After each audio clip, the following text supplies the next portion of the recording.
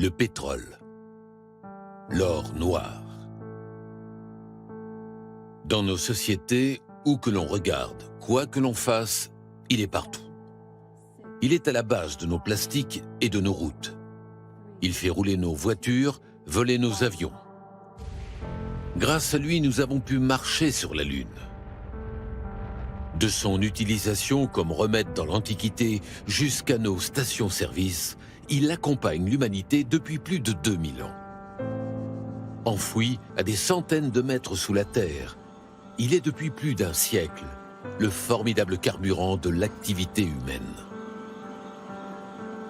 Pourtant, il n'a pas toujours été là.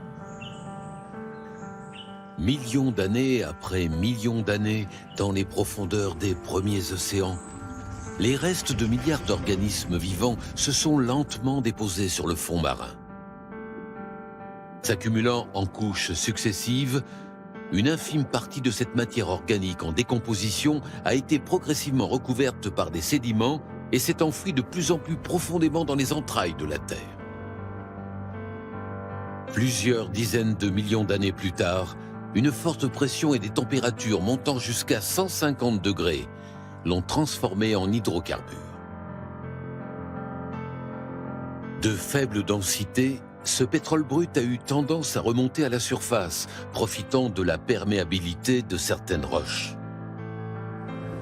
Il a alors pu atteindre les premiers mètres du sol, où il est progressivement devenu plus lourd, plus épais, du bitume.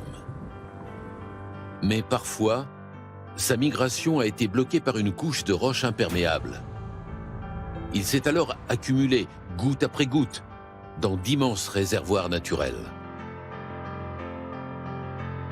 Piégé à des milliers de mètres sous nos pieds, soumis à de fortes pressions, il suffit de forer au bon endroit pour le faire remonter et jaillir à la surface. Les millions d'années d'énergie fossile condensée dans ce liquide noir et visqueux se retrouvent alors à la disposition de qui saura s'en servir.